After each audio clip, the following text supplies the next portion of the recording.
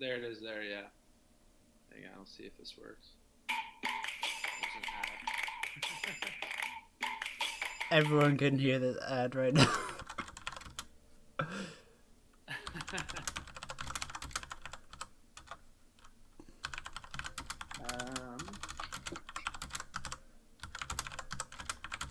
Alright, I'm gonna pause it on my browser here.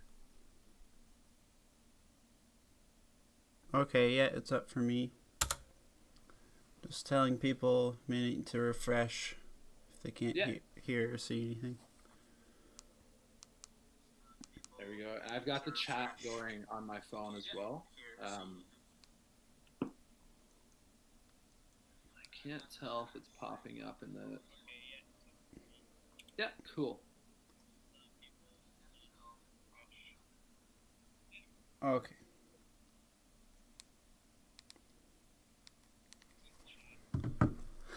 I think we are good to go.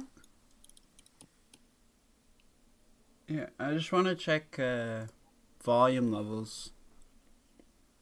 For the people in the chat, how does the volume sound? Or voices, that is.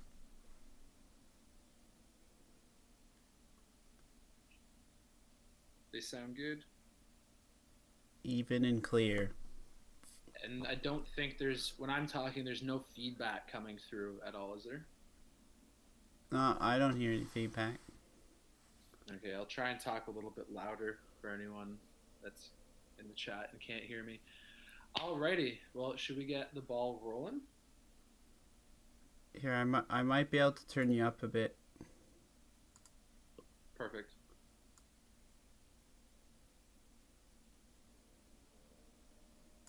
Say something now. How about now? Does it sound a little bit better? I think it does, but we'll see. Sounds more even now. Cool. Cool. Alrighty. We'll get the ball rolling then. Yeah. By the time people figure out how to actually like get in and refresh it, especially if they're coming from like mobile devices, it might take a little bit. Yeah. So we'll give it a few minutes to say the least, but look at this active chat though. Sorry. Exciting, right? Nice, dude. Yeah. 20 viewers. Before we get started at all, I'll preface this entire stream by saying that Reed's hosting me as a university researcher here. So everyone that's coming from my end of things, please give him kind of a round of applause on your own end for hosting me here. Ultimately, though, I do need to acknowledge as well that fundamentally what's taking place here is kind of an experiential learning process, both for myself as well as Reed as a streamer and kind of the live streaming community, as well as the academic community abroad. That being said, I have asked Reed to deliberately turn off any filters or any bots or mods or anything that might potentially remove questionable content. So if anything does take place in the chat, potentially from unexpected viewers or anything in the background, whatever it might be, I got to acknowledge first as well that all filters are down right now. So not all of the content that takes place tonight is exactly going to be indicative of Reed's stream as well, for anyone that does run the risk of potentially being offended by the content here. That being said, I don't know, Reed, did you want to introduce yourself to anyone that doesn't know or isn't familiar? Sure, yeah. My name's Reed, and my online alias, I guess you could say, is Lupus Warrior. And yeah, I love video games, and so I've taken to streaming on Twitch to share that love for video games. And it's just a good platform to play some games, and then you can have other people watch you at the same time and kind of enjoy the game with you, and I really like that. So yeah, it's a bit about myself. Yeah. So that being said, then I guess we'll roll right into the questions. For anyone that's coming from the kind of Concordia University academic scene that was inquiring about Reed's handle, Lupus Warrior, there's not inherently, I don't think, a disability politic at hand here. Rather, it's more tongue-in-cheek, like child culture reference. Yeah, back when we were like kids in the playground, right? Exactly. It just just kind of coincidence. Like when I was diagnosed with lupus quite a few years ago, it's around the same time that I got my Xbox 360, and I needed to think of a gamer tag, so I just let's go with Lupus Warrior, and it's just stuck ever since. Yeah, I still remember my old Xbox handle being the title of a hip hop album, "Dump the Clip." So I think Lupus Warrior Oh yeah, goes a little bit further than "Dump the Clip" there. So, Dump the or Clip. I haven't heard that in V2, ages. the predecessor there, Quinn V2. But yes, it's. I mean, as you were kind of saying, as you were talking the other day, just anecdotally, it's not really a handle that people encounter online on social media, right? Other than aside from like a few charity organizations. Yeah, exactly. Like as far as I know, I've never seen another like Lupus Warrior handle out there, and yeah, there's like one American Twitter Lupus Foundation, and they'll use the hashtag Lupus Warrior all the time. And other people with lupus, when they post stuff about their lupus, they'll often use hashtag Lupus Warrior. But yeah, it's cool to see because like when I made the handle, I hadn't seen any of that stuff. Like lupus was still new to me, and so yeah, it's So you're just saying that there are people that come into your streams once in a while that kind of like etymologically speaking get it confused with like lupus, like the Roman denotation of like wolf, right? oh yeah, they'll quite often ask if it's one or the other type thing, and Interesting. yeah. Huh. I guess. Well, then that being said, let's roll into the questions. So for anyone that hasn't been talking to us beforehand, tonight's conversation is probably going to start out pretty light, pretty easy. But the kind of agenda today is just a kind of very progressive nature for the interview. Basically talking about the live streaming scene, Twitch more specifically, the importance of the audience as well as the streamer. But then by the end of tonight's stream, we're going to be addressing some relatively controversial content, particularly with the New Zealand shooting that took place via live stream only 2 weeks ago. So if you're ready for the whole roller coaster of information, so to speak, then yeah, stay tuned. That being said, I'll start the first question here. I guess my first question is how long you've been live streaming, and what initially about live streaming initially attracted you to the platform, both as kind of a source of income, but as well as kind of recreational pastime. Okay, so I started in university, which was, geez, I honestly don't remember when exactly I started, like what year, but it was in university, maybe 5 years ago. But I had no idea what Twitch was, or really like live streaming. I didn't know it was like a thing back then, kind of. But I was just hanging out with my roommates or guys that lived on my floor, and they introduced me to Twitch, and they were watching this guy speedrun Paper Mario. Oh, nice. And that streamer was Cosmo Wright at the time. And I didn't even know what speedrunning is. And for those that don't know, speedrunning is it's a different way of playing video games. You play a game and you just try and beat it as fast as you can. And you time yourself and you record and you try and break records. So yeah, this Cosmo guy was speedrunning Paper Mario. And I hadn't heard of that before, and I just like, wow, that sounds really cool. Especially because Paper Mario is one of my favorite games. It's in my top 3. So yeah, I just started watching it with them, and then they introduced me to more streamers, like Sig Lemick, who played Super Mario 64, and then Trihex, who plays, or at the time played Yoshi's Island. And it just took off. I fell in love with the platform and live streaming and speedrunning. And so I thought, maybe I could do this. And it turned out that I did start doing it. More for fun. Like, I haven't, like, I've made very little money doing it. Like, someone donated $5 once. Before I was an affiliate where people could sub to me and stuff. Yeah. The one guy donated $5 asking to be a moderator. So I gave him mod status. He doesn't hang around anymore, but and then Shame. one guy donated $12 through a game subscription. So there's this rhythm game I play called Osu or Os. I don't really know how to say it, but there's this service that is like a premium, and you could get extra stuff in it. And he donated me like $12 worth of this service, and I had no idea who this was, so that was cool. So stuff like that is the only way I've like made money. But now that I'm affiliate, there's like all these rules behind it, and people have subbed and donated bits to me, but you have to get like up to $100 before you actually make that money. So right now I have some money just kind of sitting there, but yeah, it's not close to 100 that I won't see it anytime soon. Interesting. Well, it's a kind of popular discourse that takes place around Twitch TV as well. I mean, you hear that with Soda Poppin', Ninja when he was streaming in his early days. That there's kind of anonymous entities that log onto these streams and are donating. I mean, as little as like $5 sometimes. Yeah, it adds up. It's also not unheard of for people to be donating and completely anonymously without any sort of kind of attribution to their own personal identity, like tens of thousands of dollars. I mean, it's effectively before marketing and advertising entered the live streaming scene. Subscriptions and donations were the fundamental way of making currency as a streamer. So yeah, it's kind of an interesting little distinction there to make.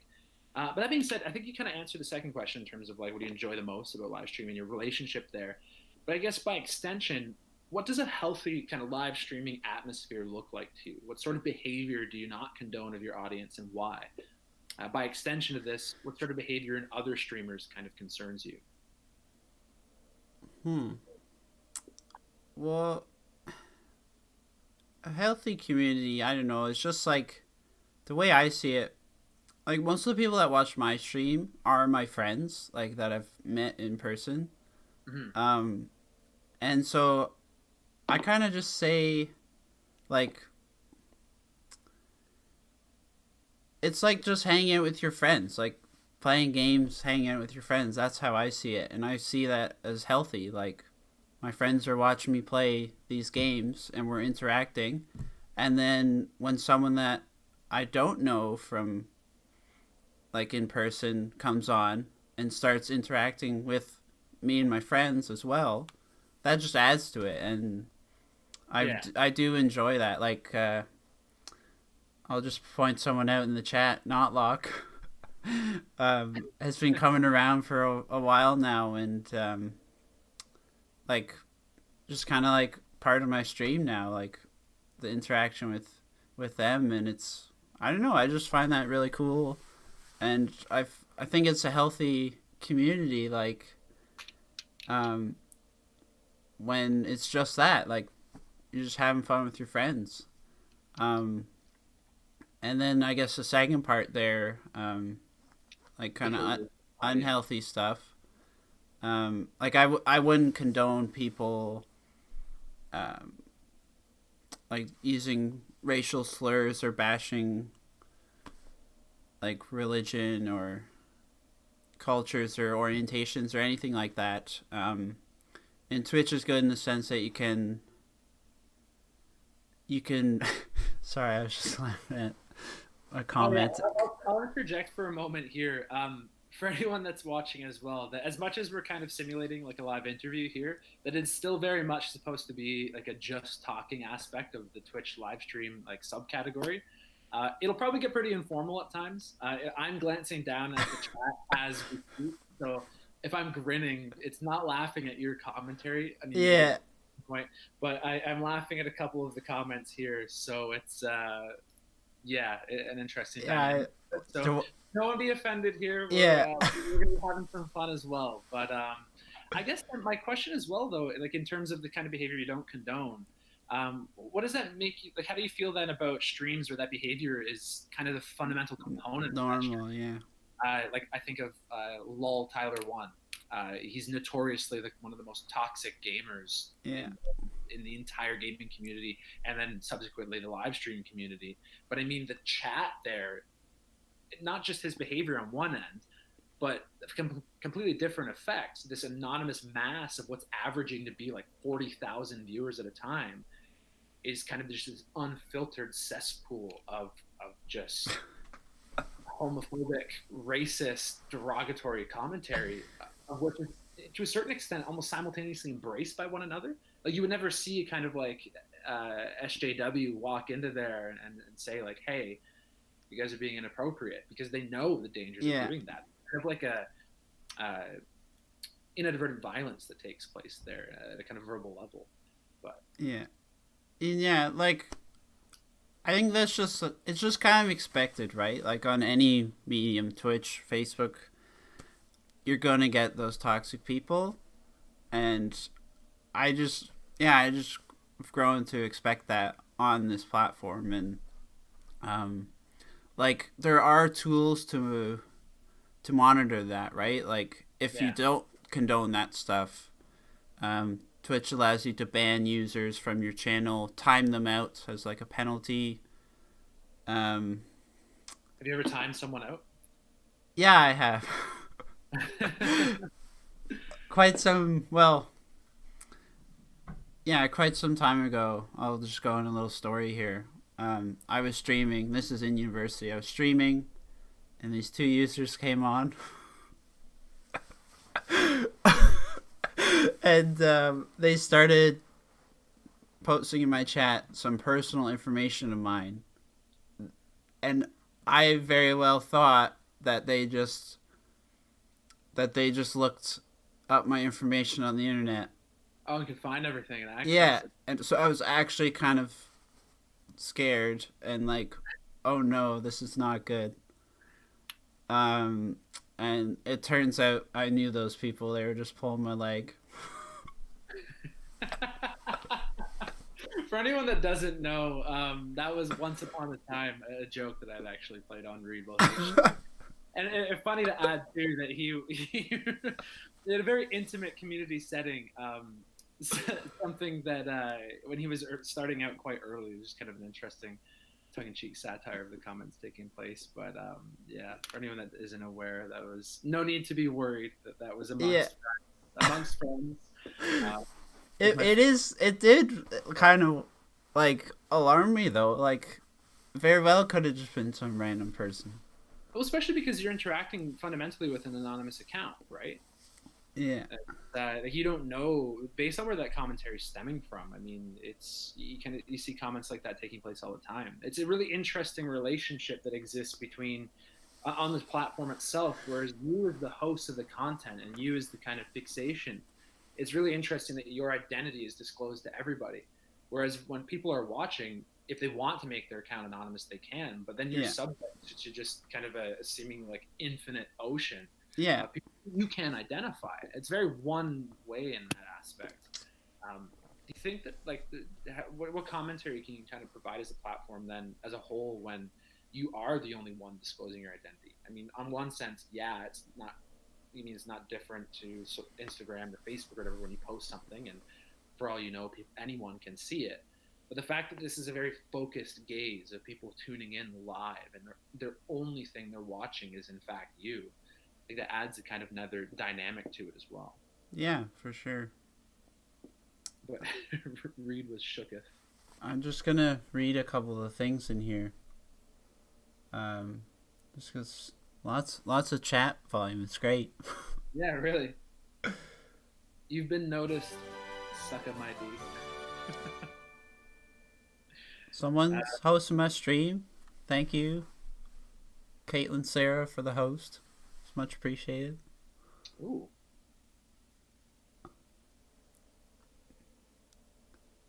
I'm just thinking about how far up the chat to go. Yeah, with it is going to be a very big powwow tonight. Yeah. Metroid 2424 said something here.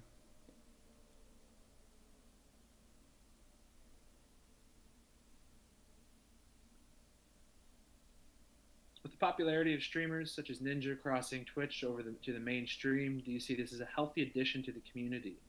bringing newfound respect and attention to the service, or do you feel it detracts from the unique appeal of counterculture platform? Interesting.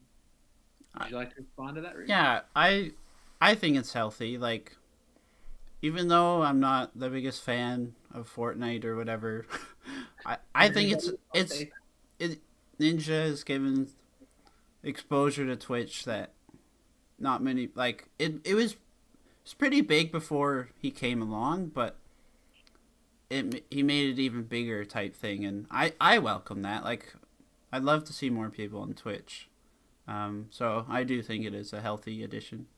Yeah, well, I mean, it's interesting to think just as the kind of marketing and advertising aspect becomes tied into it, that if you look at the statistics in terms of the current status of the platform, and right now we're talking very specifically about Twitch TV. We'll move on to Facebook Live and everything a little bit more, because I mean, live streaming as a kind of media platform or mode of communication is vastly different than talking exclusively about Twitch TV. But just kind of considering the numbers, I mean, we're looking at a 200% increase in effectively all aspects of the platform in terms of viewers, in terms of audience members, in terms of channels, since like I think it was 2015. I just arbitrarily pulled a few numbers here to provide a bit of context that since January alone, so this is as far as we're going into 2019, that over 175 billion minutes of content has already been consumed on Twitch TV alone. That doesn't even address Facebook Live, that kind of mainstream platform as well. Twitch TV averages, and this is on a daily basis, averages in concurrent viewer, for anyone that's unfamiliar, that means people watching simultaneously across all channels, 1,263,000 concurrent viewers it averages at a time, with 54,100 concurrent channels. So, I mean, those numbers alone suggest that as a new platform of communication, it's definitely passing a certain threshold that is coming into kind of popular discourse, particularly as other modes of live streaming like Instagram Live, Facebook Live, there's some kind of more obscure ones that we'll come to later in terms of like Meerkat or Periscope. But I mean, I would definitely make the argument that the numbers, especially when you consider the esports scene, that we're talking about numbers that effectively surpass on live streaming alone traditional television broadcasting coverage of the Stanley Cup, of the NBA, and hell, the 2016 presidential election on CNN. So, I mean, I would definitely say that it's entering popular discourse as well, from my own perspective. Speaking of esports, on TV, like right now, like airing right now as we're streaming, is W5. You know that show? It's like a news story. They report on something like up and coming or something super serious type thing. Like, oh, the last one I saw was Canadian pilots don't get enough sleep, and like they're like sleeping while flying type thing. So they just investigate these like serious topics. But the one tonight is the esports scene and like the rise of esports and these professional gamers and all that. So, well, I mean, and that's on TV. Like, that's cable. Well, that's interesting too. To talk to like any effective like baby boomer that's not actively engaged with the industry as well, and as you tell them the money, the sheer kind of economic value that's being, and the surplus for that matter, that exists in the industry as well, and you tell people that people are making tens of thousands of dollars an hour live streaming. He's now one of the like youngest millionaires because he plays video games. It's just an interesting ability to, on one end, you have a very deliberate confrontation and refusal of live streaming as like a real job, as a real pastime. As esports is an authentic sport, so to speak. But on the other hand as well, it's just that complete inability to wrap the head around the fact that this is a multi-billion-dollar industry now. Yeah, we're talking about numbers that are drastically surpassing virtually any medium that's currently on the market right now. Some people get really confused as well, just to preface the rest of the conversation. Streaming and live streaming are fundamentally different. Twitch TV is a live streaming platform in terms of its instantaneous communication, is fundamentally different than something like Netflix. That's just like a streaming service where you can stream movies or anything like you would. Thanks for the host, Dylan. But it's, I like the notification that pops up. Is that Evie? Yeah. Also, chat's informing me we hit 30 viewers, which is a new high for me. Ooh, It's a Twitch goal I had in my info section for Twitch. Let's go. congratulations! So Bravo, bravo. thank you everybody. It's pretty Yeah, awesome. yes, yeah. Thank you to everyone tuning in. Honestly, it's great. We're only getting started, to say the least. Yeah, it's interesting. Someone had mentioned in here at one point this notion of like echo chambers.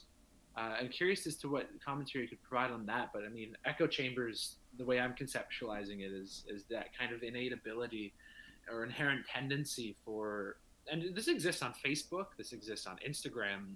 On one end, you have the algorithms creating echo chambers themselves, but the ability to follow certain content, follow certain streams, block certain content, unfollow certain content, whatever it might be, you're effectively creating this kind of like Papa Smurf's echo chamber where the only thing you Okay. hear is like-minded individuals, right? Okay, right, yeah. Like-minded ideology. And I mean, what kind of risk do you see that potentially stems from when you're only surrounded by someone? Your worldviews go unchallenged. Do you see a danger in that, particularly on live streaming, because it's of that interactive element of it? That if you're only constantly interacting with, let's say in Tyler One stream, other toxic players, Yeah. do you think there's a danger in that, and just removing any sort of like counter opinion or oppositional opinion? Yeah, I there's potential for danger, like, oh, another host. Thanks for the host, Notlock. um, but yeah, no, for sure, because I guess that like mob mentality type thing, like if everyone's like minded and the leader or the streamer was like, oh, let's go do this, high chance those people are gonna do that. Like, I have an example. There's a Twitch streamer and YouTuber that I watch. Drumsy is his name, and he's big VR chat streamer. Like everyone knows him for VR chat. Yeah. And he interviews people in VR chat. It's pretty funny. But at the Terrified as to what that looks like. at the end of the stream, like he's a good guy. Like he's funny. But at the end of his streams, he raids people, and on Twitch, raiding is you take all your viewers and you dump them onto someone else's stream. So like, it's like a plus. Like you're helping them, helping the other person stream. But you can include, like, in his case, he got his stream to say the same message all at once. So everyone went over to the other person's stream and typed in the same thing and just flooded the chat. So he said, okay, guys, let's say chug milk. And so everyone went to the guy's stream and typed in chug milk. And the guy went, got a milk jug from his fridge and chugged the milk on stream. What the hell? And like, he drank a lot of milk. Like, he easily could have thrown up or something. I was gonna say, isn't it like, I still remember like grade 10 science class where it's like biologically impossible to chug more than like a quart of milk in a certain given period of time without your body absolutely rejecting it. So there is actually danger in that. So like, yeah, like he could have gotten sick because of this influence, right? This influence from this chat coming into his chat. But like that's pretty harmless. But like, I was gonna say, to a certain extent, it's harmless. But I mean, I wonder about the dangers in terms of like somebody that actively supports potentially homophobic or racist content. If they, do you think a raid could be used in a deliberately confrontational, hostile manner? oh, I mean, for sure, I'm sure it's happened before. I'm Like, sure it's happened, yeah. Especially in terms of like Twitch rivalries, right? Certain content creators that express a disdain towards one another. I guess that being said, then, to what extent do you think streamers are responsible for the behavior of their audience and kind of other realms of communication? So both on the platform, but as well, and we'll talk about maybe the physical world aspect of it as well. But let's begin with this to start. To what extent then, like if someone goes to another stream and they're just perpetuating like just super, super questionable content. To what extent do you think the streamers, if they didn't coordinate this raid, let's just say they migrate post stream, Right, right. to what extent do you think the streamer themselves is accountable for their actions? Uh, I I personally don't think they should be held accountable. I don't. I don't. Yeah, it's quite something. That one person's name is kind of funny. I won't say it out loud, but Big no difference. no, I don't think they should be held accountable. Just because like it's similar like TV. Like if someone watches something on TV, the people that made that show, should they be held accountable? Like I know live streaming is quite different than TV, but like it's not like the live streamer saying like okay, in some cases they do say, "Oh, let's go do this," but yeah, like if it's something really bad and the live streamer doesn't say like, "Oh, let's go do this. Let's call the cops on this person or whatever." It's ultimately that individual viewer that has made that choice. interesting. That's just how I personally feel. Now, that's not to say the streamer, the streamer can have a big influence on people. I do think they're influencers. They can kind of like. It's a pretty tricky topic, but I mean, I was gonna say, to play devil's advocate, I mean, do you think a streamer as an influencer, right, can effectively influence actions to a certain extent where even though they're not explicitly saying, hey, let's go bombard this guy with deliberately homophobic content, yeah. as much as they might not explicitly say that, do you think they run a danger in normalizing that behavior on their meet or on their stream for their viewers? Like, what if they're kind of constantly putting on display this kind of graphic imagery or derogatory imagery, maybe Mind control. I mean, but to a certain extent, I mean, is it mind control? It's effectively ideology at work. I mean, we're recognizing to a certain extent. I mean, it's different for us. It's profoundly pedagogical as to recognize our role within, let's say, white supremacy. But for, let's say, talking about a marginalized community, that as much as, yeah, we can, it's pretty easy to say, well, they didn't say anything wrong, so is the streamer at fault? But what happens when this person has an influence of 20,000 people and they're just blazing, all over their stream and plastering all over the place, really damaging content to any sort of kind of minority community? If it normalizes it, if it perpetuates it, do you think that they are kind of at fault? I mean, I would be inclined personally from my end. I'm thinking critically about this notion of like, maybe with the New Zealand shooting, and when we come to this later, that's obviously a little bit of a different story. If we're talking about, someone that says subscribe to PewDiePie at the end of their yeah, New Zealand, it's a very different. But thinking about the same individual like PewDiePie, I mean, he's notorious for putting like anti-Semitic content on his stream, some homophobic content on his stream, derogatory commentary towards disability.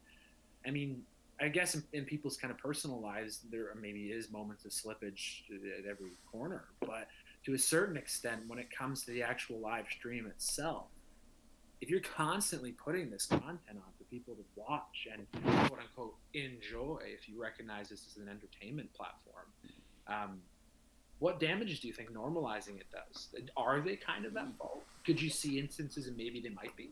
yeah. If you when you put it like that, I would agree. Like if their intent is to make these people do something, I think that's a bit different. Like I think then they would have some accountability. Like if they're constantly, like you said, saying, putting on their stream like graffiti this place, or I don't know. It's a dumb example, but Mustard Chef here has actually made an interesting point. What about people like PewDiePie who don't try to support white supremacist groups, but become beacons for these people because of certain negligent past behavior?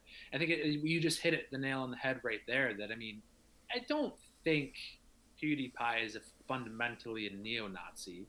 However, it's been taken up in popular discourse that some of his questionable content when he was streaming at the age of like 19, 20 years old has been taken up in white supremacist groups being like, hey, look, the biggest YouTube creator in the world is also a neo-Nazi. Yeah. There is that kind of nuance there in terms of subsequent consumption of the content and the way in which it's reconstructed effectively changes it, right? Yeah, and I guess it's similar to like memes becoming symbols for things, right? like, like, isn't that Pepe the Frog or whatever? Isn't it a symbol for Nazis or something now? I have no idea, and that's terrifying if it is. I could just be remembering it wrong, but I'm pretty sure there's one meme that is linked to something like that, but similar to like they're saying it could become a beacon for these people. But anyways, yeah. I like this point as well by Frostbound. It's he's trying to cut through the static of online insults. You need to be more shocking for people to notice anymore. I mean, you see that kind of discourse being taken up in kind of comedic realms of communication as well, right? Deliberately more controversial you are. It seems like, particularly in our current cultural moment, the contemporary moment of profound levels of kind of political correctness and social justice, that it is almost like a deliberate tactic to take up potentially damaging forms of activism, treading that line of sensitivities that can include questionable content. It is oftentimes a tactic. It's interesting the way in which that manifests on a platform where you're fundamentally, you're not creating a TV show. There's not that disconnect. Kind of fourth wall is removed in that sense, right? Yeah. Have an influence on the audience itself. It's an interesting kind of dynamic there to add. I was right. It is Pepe the Frog. Did you search it up, or is this? No, the chat's confirming here. They did my boy Pepe wrong. He's all about free love. He's made a symbol for intolerance. Okay. Oh. I am like slightly familiar with full that. Forbes article on it. Lucas Powell is saying. What is this? What's the debate going on here? Yeah, I want to read up a bit here. Yeah, for sure. Holy, such an active chat. I like it. I dig it. Part of the challenge of social media and streaming is that it attempts to monetize social interaction. On Twitch, viewers seek out what they want to see and hear as much. As such, content creators will play to that in order to maximize their earnings. I mean, Metroid 2424's point there, playing to what their kind of content creators playing to what their audience want to see. That is an absolutely terrifying reality. I mean, if that's indicative of the kind of audience that we're pandering to, I mean, the content that's then being mobilized as a result. I mean, if the content that's taking place is controversial and it's a product of people pandering to their communities, what does that say about the community that we're interacting with? I mean, it goes without saying. I'm not going to kind of belabor this topic, but Trump United States now is profound levels of white supremacy are running rampant across the country.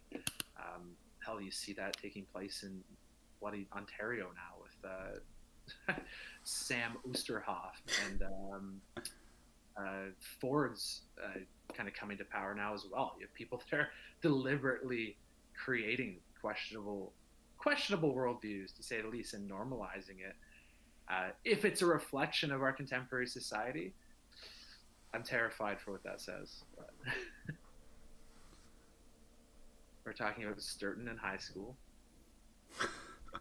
I like that though. It's Lucas Powell asks, do you hold news anchors accountable? Do you think a Twitch streamer is fundamentally different than a news anchor? I would say so, because it's not the news anchor's personal views. They're just saying what they're told to say. Yeah. Yeah, exactly. They're just that's my take on it, anyways. They're just another neoliberal subject, to say the least. Stay hydrated, bot says. I should drink 120 milliliters water by now. That's the best bot on Twitch. It really is. Let's hang on. I'd argue that you create a place to add whatever TV you like. It's no different to monetizing any TV show. I love the debate is taking place. Yeah, it's great. A lot. Oh, that's a bot. Like just a genuine. Yeah, you can like sign up for it, and it will do it every hour. I thought someone was commenting on me sipping. No, I just want to touch on something. Frost Fallon said. Yep. I just need to find it in the chat.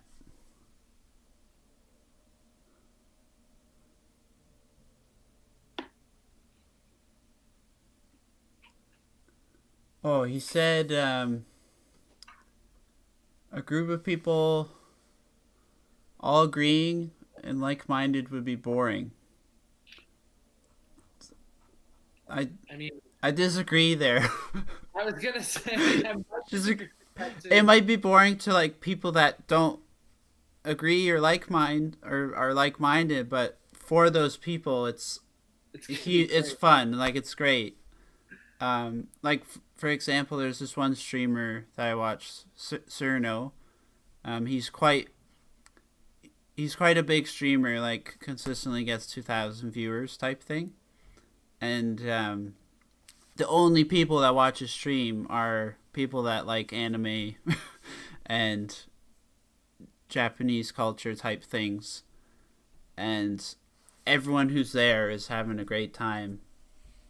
Yeah. And so to them it's great, but to others it's not. So that's why I like Twitch because you can find those communities. Like you can find what you want to watch type thing. Okay. Moving forward to some of the questions then, and just kind of getting aligned about potentially controversial content before we dive into examples to a further extent, like or Deadmau5 or whatever.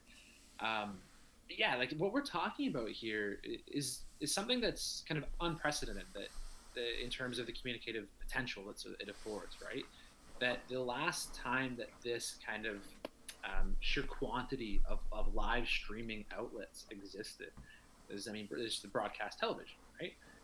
But if we consider the role of the FCC in its kind of control over broadcast television, that there is unquestionably a 7-second delay so as to ensure the kind of peace and equal representation and just cause of eliminating anything that's potentially damaging to the community that's watching in terms of violence, graphic content, whatever it might be.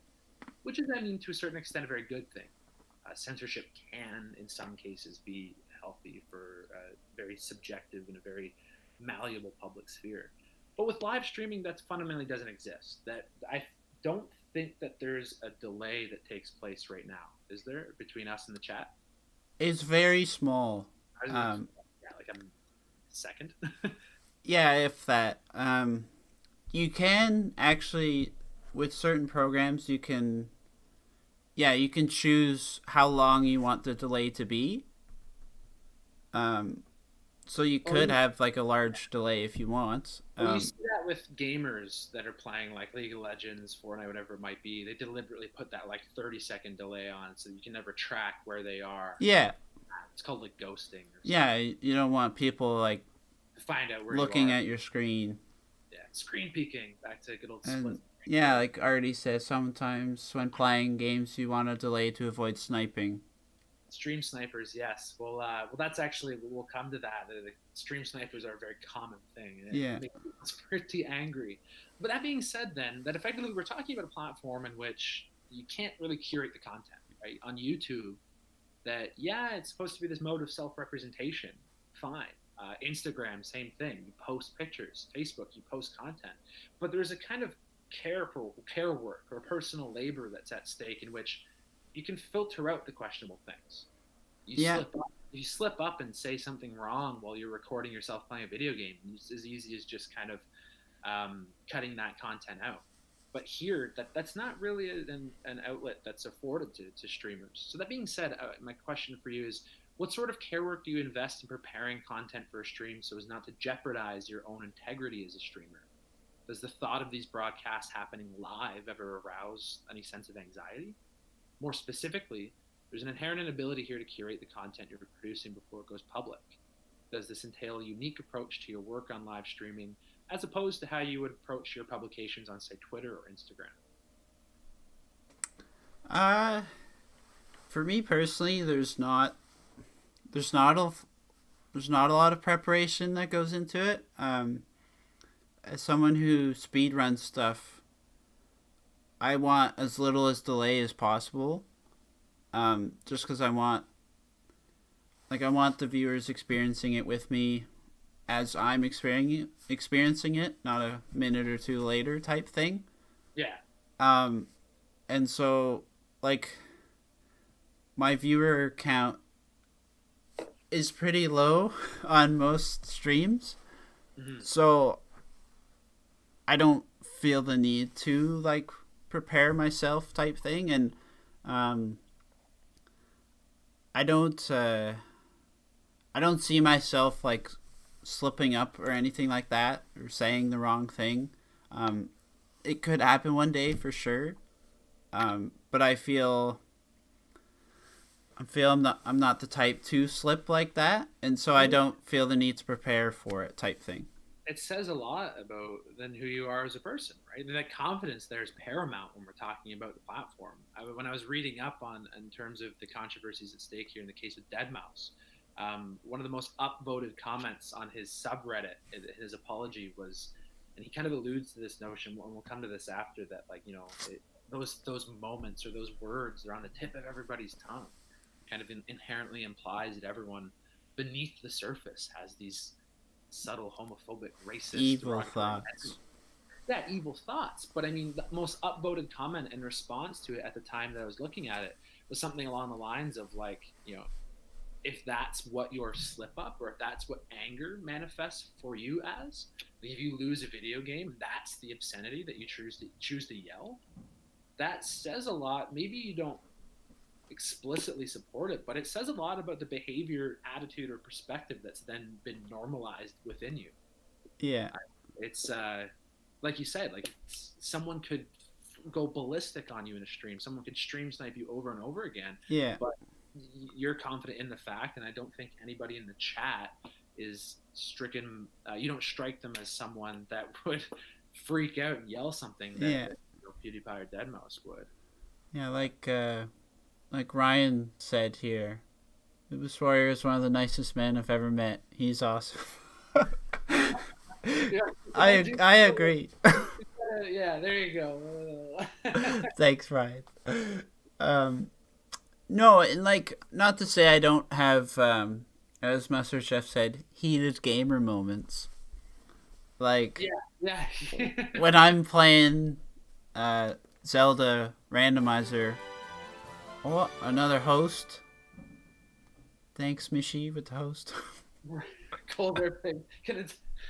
Reed can attest to my heated gamer moments when we play Mario Baseball. Yeah, that's very true. I love that. I'm better than Colbert Pig. But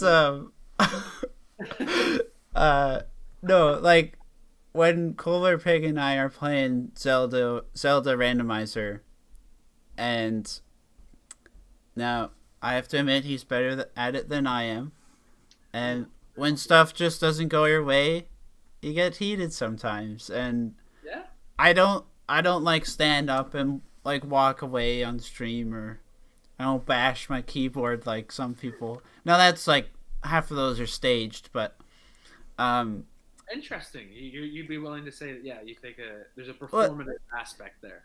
Yeah, like, I don't know the percent, but I'm sure a lot are actually staged.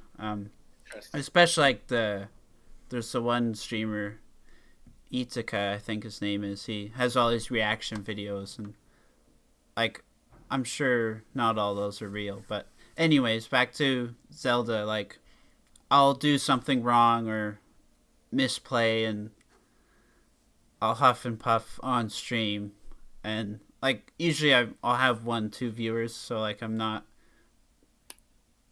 I'm not in distress or anything, but like Yeah, now, like if I had 30 viewers like I do now, which is amazing, I might in my mind I might like, okay, cool your jets, Reed. No need to huff and puff, but I would still it would still happen. Like I'd still like, oh, that really sucks that I did that, but it's I guess yeah, that back to like earlier, like if I knew I was gonna have more viewers, I might prepare a little bit type thing. And yeah, just be more mindful of what I was saying and doing. yeah, it's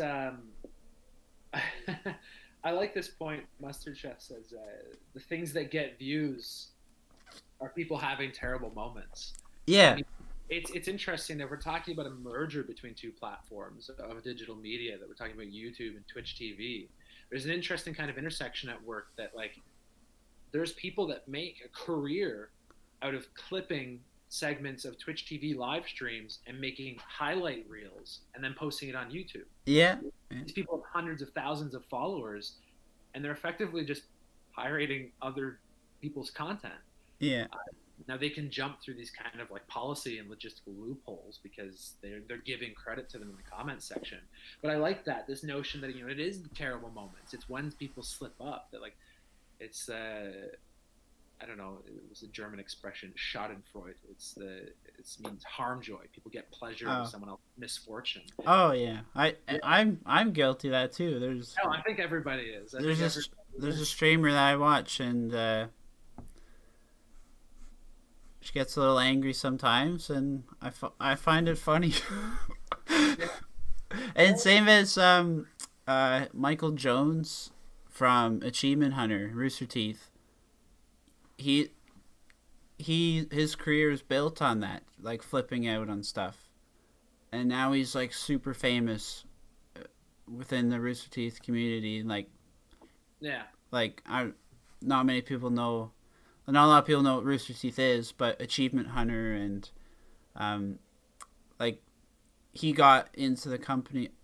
I don't I don't know how. Like, I think he was doing videos on his own beforehand. I could be completely wrong, but his like anger is what kind of built his career, I think.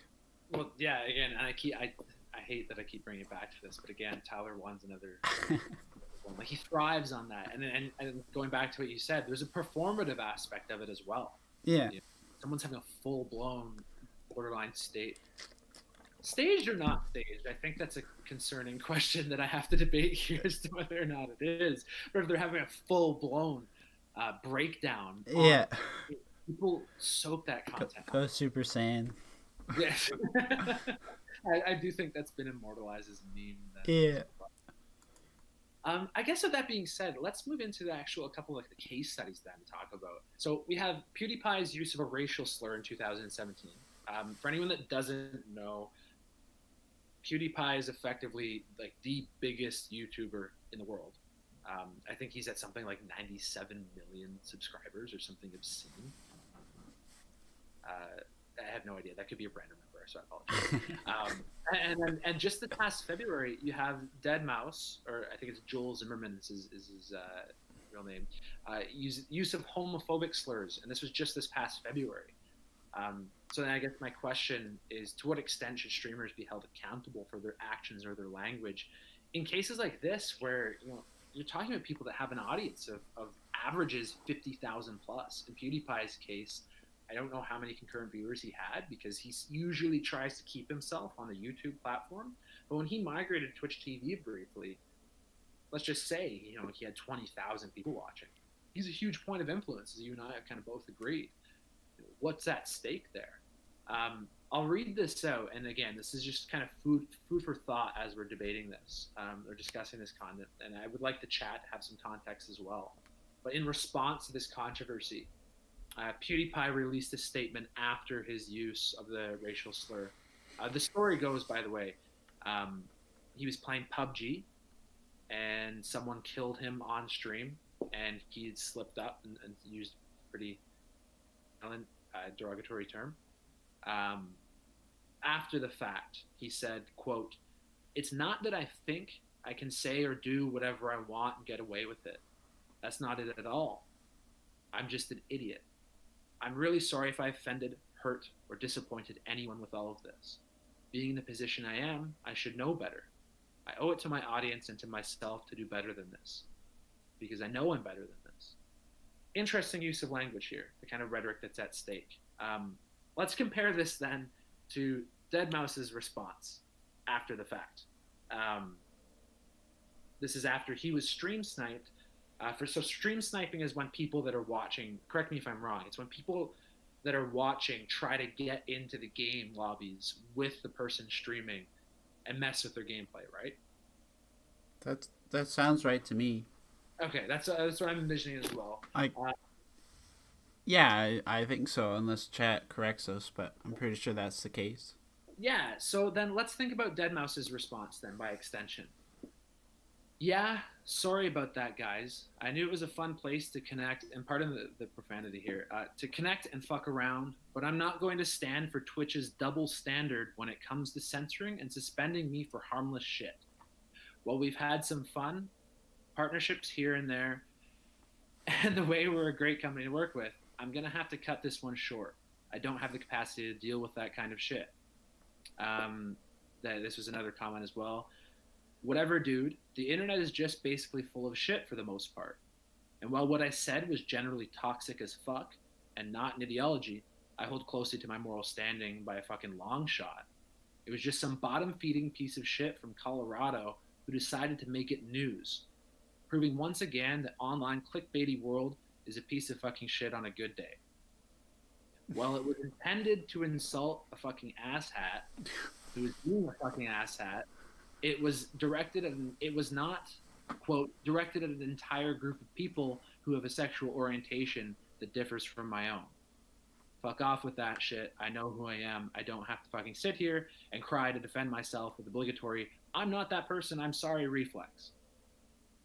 If I'm sorry for anything, I'm sorry that we live in a world where bottom-feeding pieces of shit can sit there staring at a monitor, watching people play video games, and just waiting for someone to get tilted so they can get a few clicks. That's what I'm sorry for.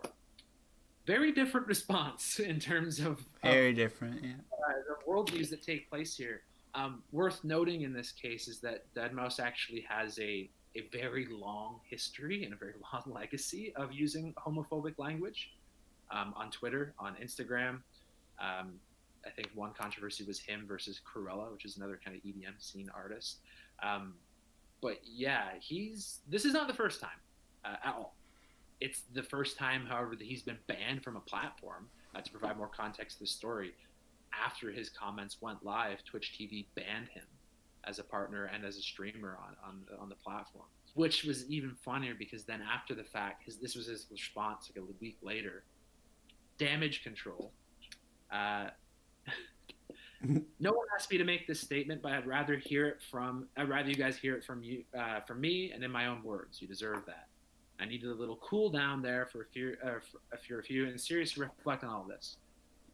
I know what I said was wrong in my hastily composed non-apology, so that was in reference to the prior comment that I just quoted there, was insult to injury. I realized that trying to somewhat dismiss it as gamer culture, which is something that we touched on earlier, was even worse. I don't know why I did that, but I do know it was stupid and insensitive, and I feel even more ashamed. That was my worst moment. And there's a big block quote. I won't read the whole thing there. Yeah. Interested to consider, though, that, I mean, this is after he's been banned. This is after he had taken a huge hit to his kind of like economic value. Do you think there's different levels of authenticity of the apologies that are at work here? I mean, again, I think of PewDiePie, who's maybe tread the boundary of, having jokes for comedic value or something. Yeah. But his response versus deadmau5's initial response, but as well as his second response here, this damage control notion. Yeah. I don't know, to what extent do you think these people are accountable for this? I don't know. I kind of, I can see where both are coming from, like in their responses type thing. Like deadmau5, he I think his response has some validity, but I just kind of think that Which aspect of it? it's true. It's kind of big. Like, Are I you think, saying, like, this is tough to answer, but he, I just think that, I just don't think Twitch was a platform for him. Like, if he truly believes that he should be able to say what he wants to say, and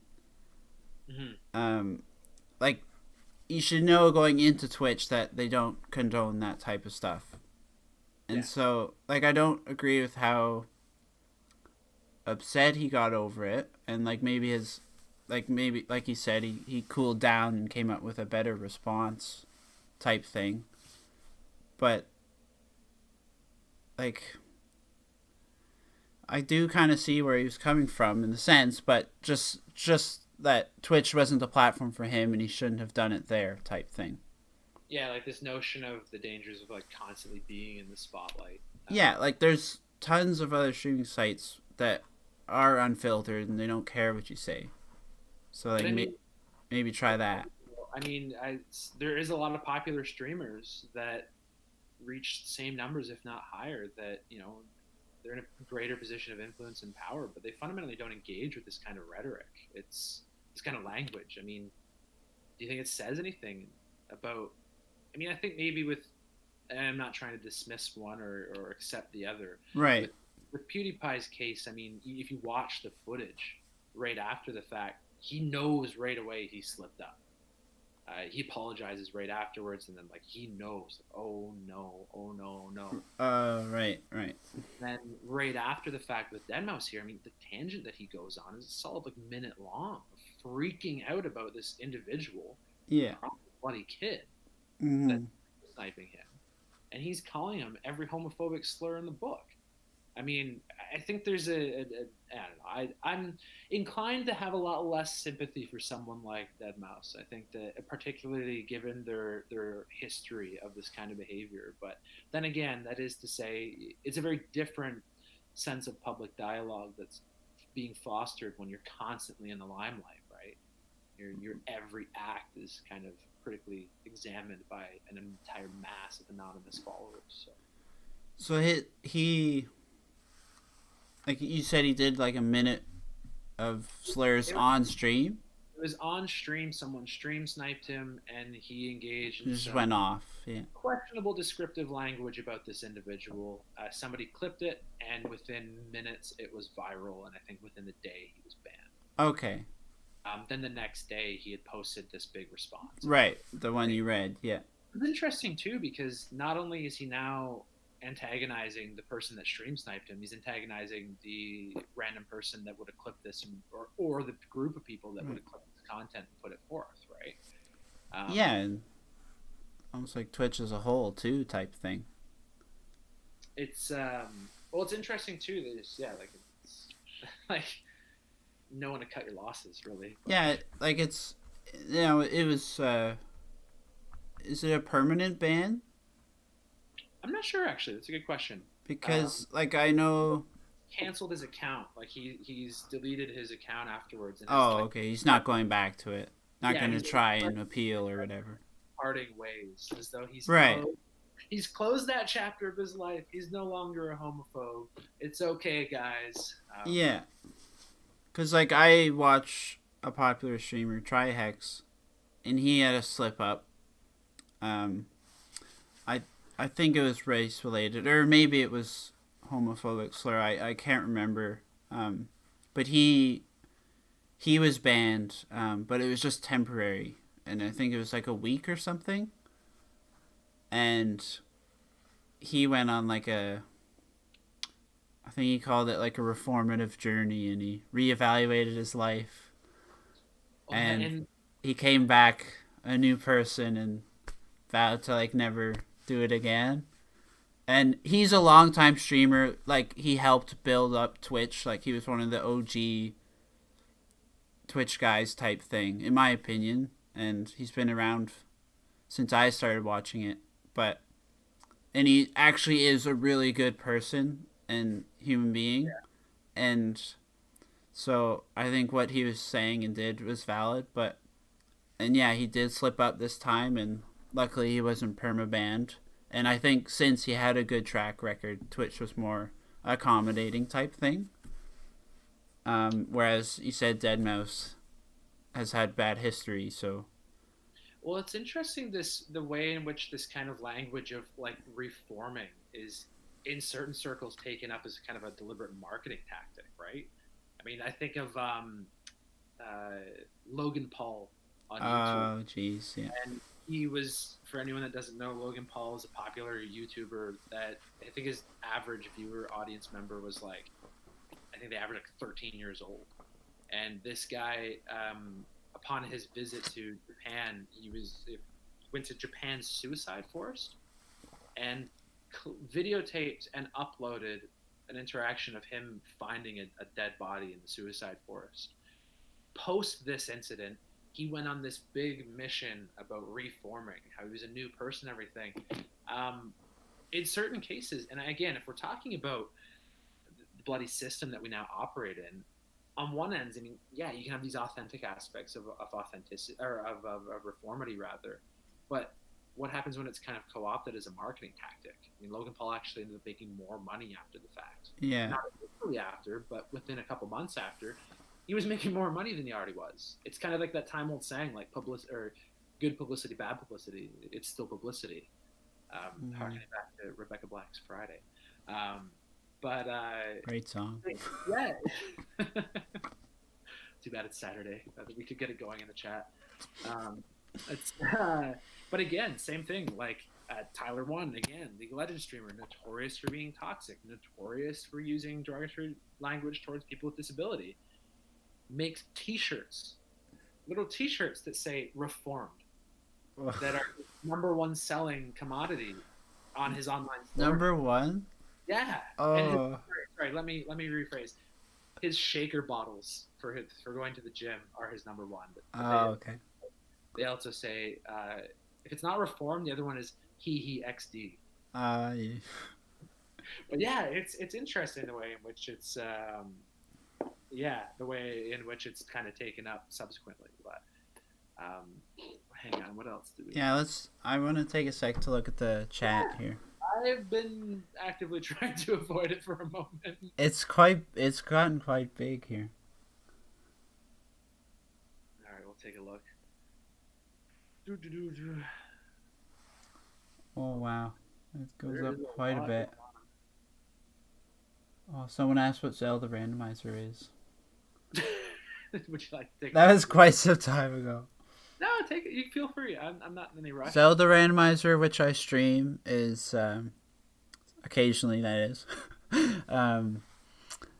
It's Ocarina of Time, the N64 Zelda game, and it randomizes all the weapons and items in the game. So, like, you can get the bow and arrow in the first village, and the goal is just to beat the game as fast as you can, and there's certain parameters you can set of how you beat the game, like you collect 6 medallions, go to Ganon.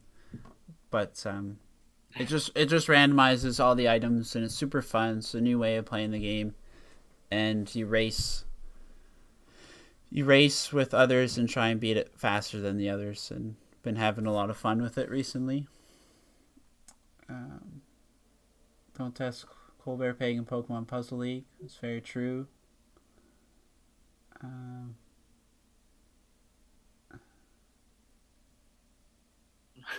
Should heated gamer moments limit potential jobs if they reach the public?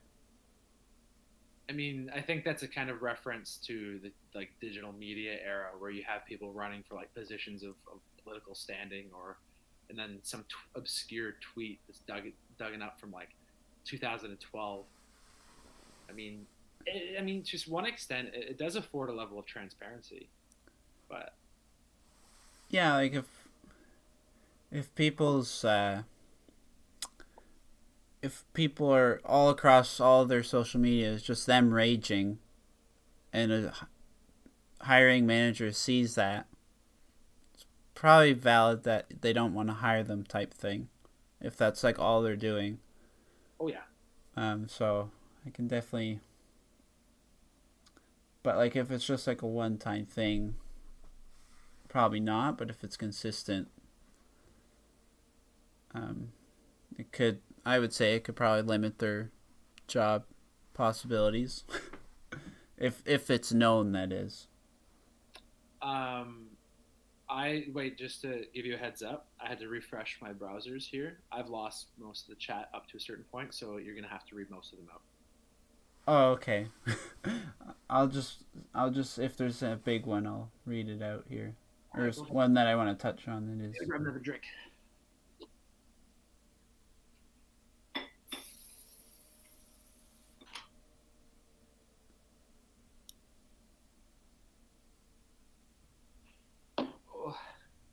Can you hear the music below me? The neighbors. The what? There's music below me. My downstairs neighbors. No, I can't hear it. Nice. Lucas was saying influencer is an actual job title now, so it can either get you a job or cost you one. Depends on how you portray yourself. Ooh, yeah. Wow. That's some deep stuff. Yeah, and yeah, like some jobs are looking for those people that rage type thing. Like I said with Rooster Teeth, they wanted that individual who rage is their thing, so and it works for them. So yeah.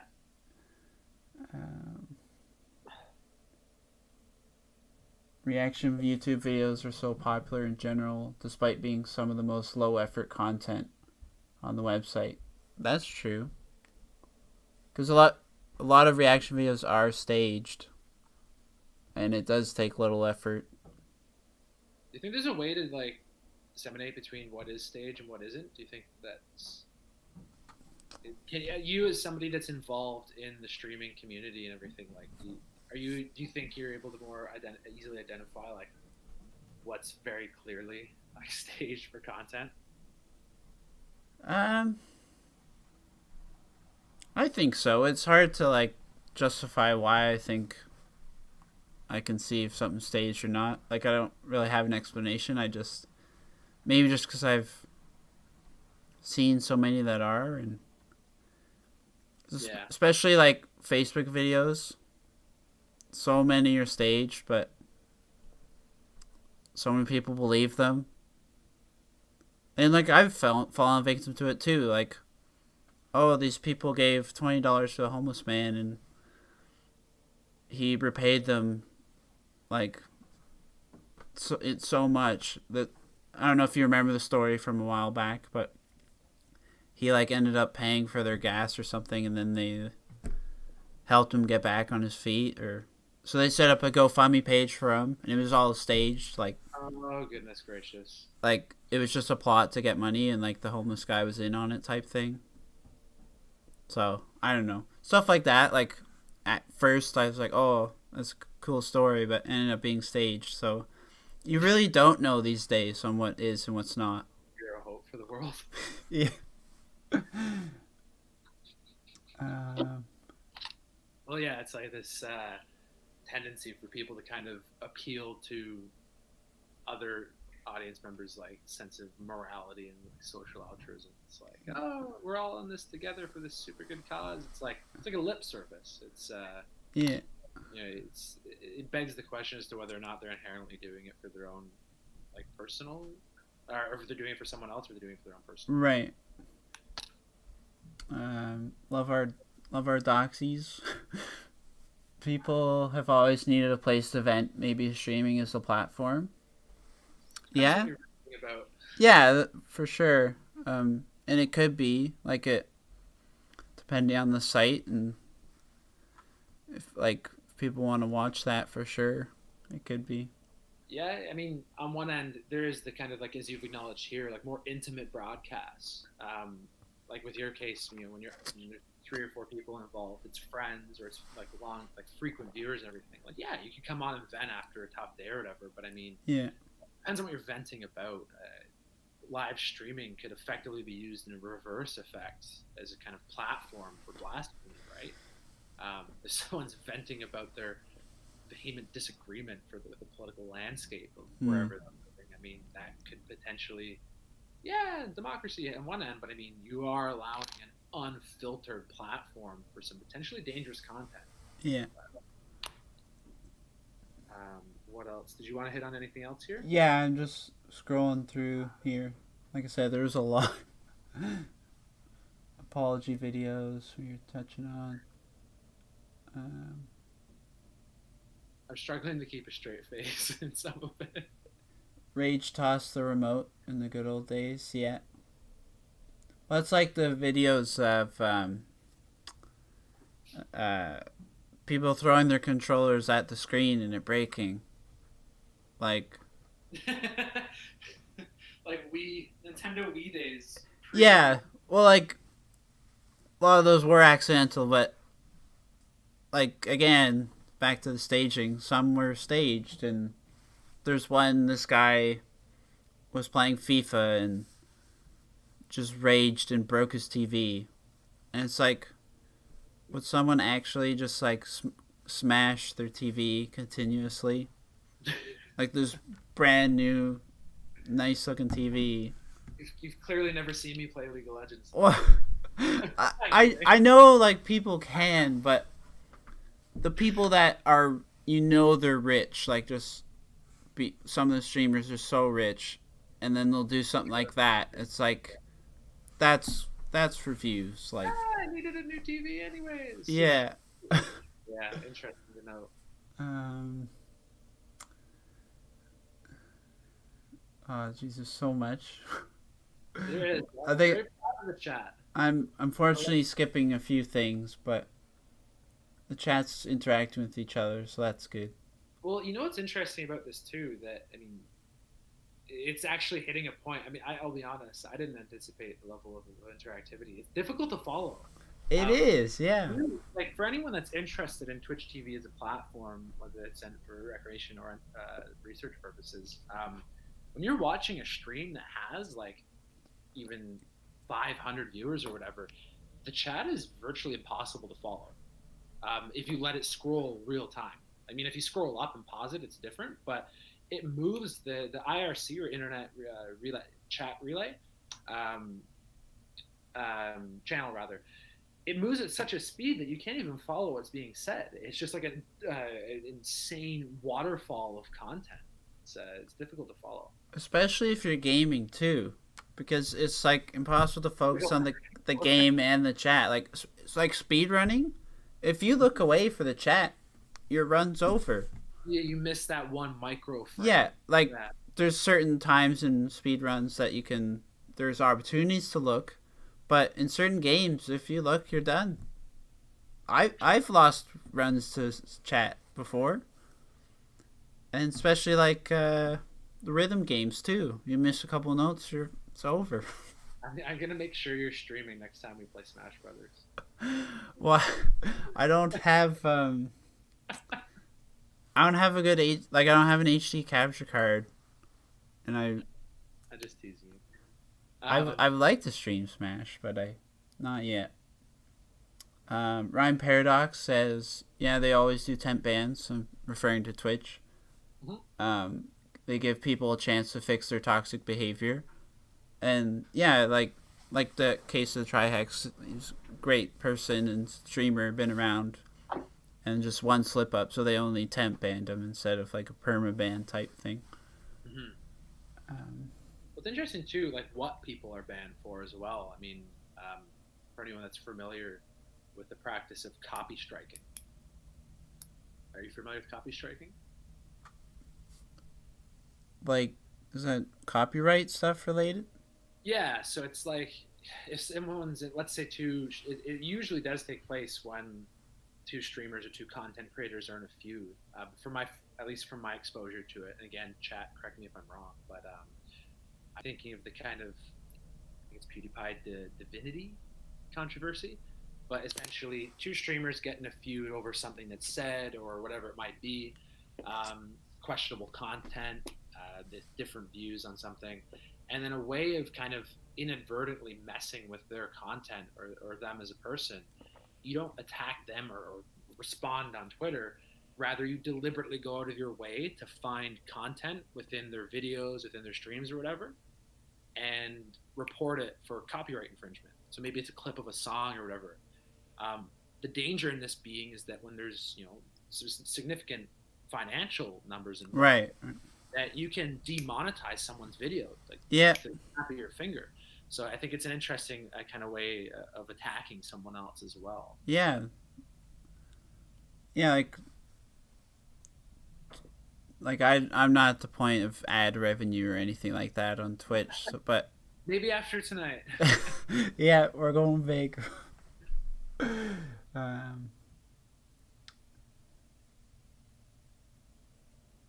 okay, I think I'm almost at the bottom here. Almost. I had to put it away. There's some of the comments are making me laugh too much.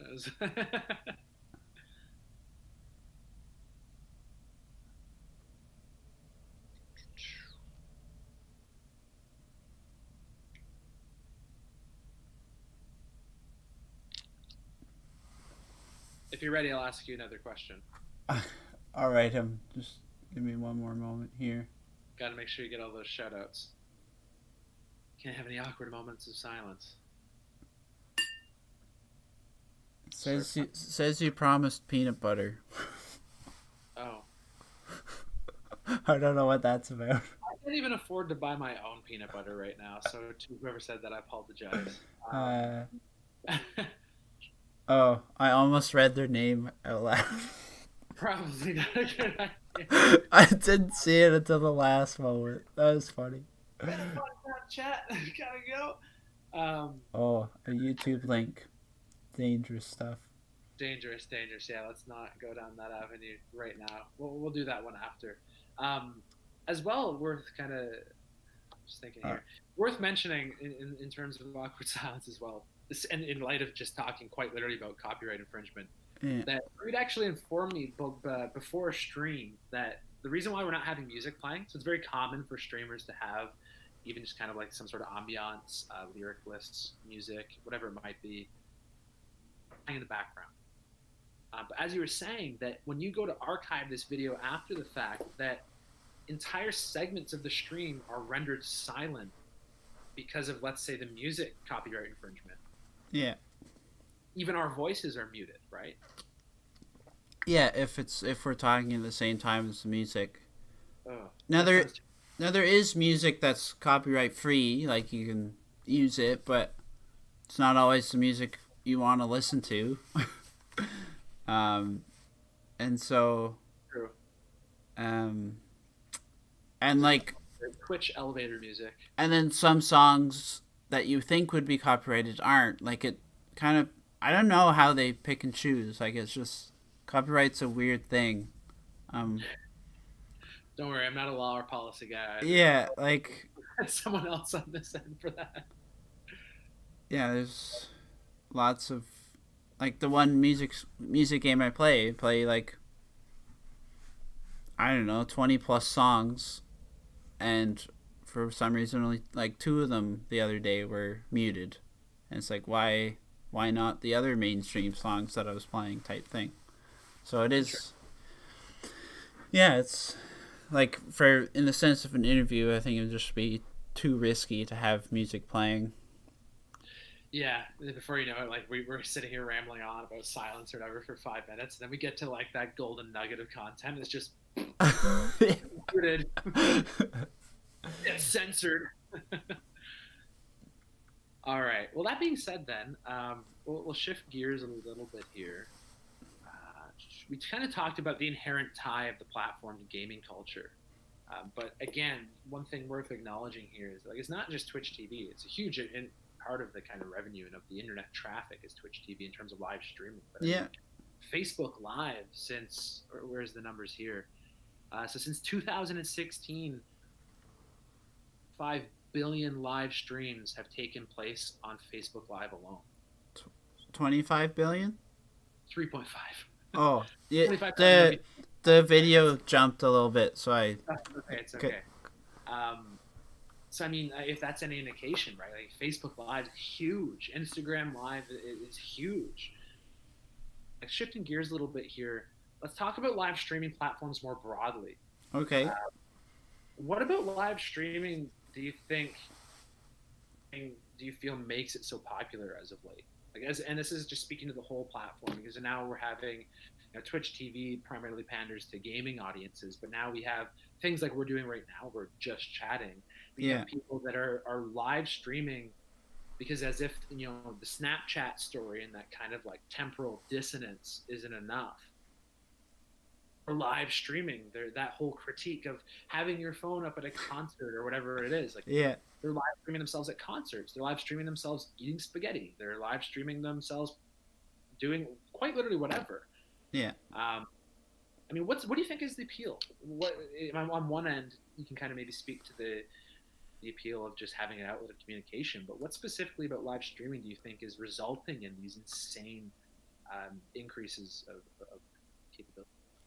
I think it's the live aspect. Like, people want to experience it in the now, and I think they're just not sick, but getting bored of the traditional medias that are pre-recorded, and live streaming is just something new. Like, it's a nice change from the norm, and getting to experience it with someone that is experiencing something as it's happening is, I don't know, it's just fun and cool and exciting and new.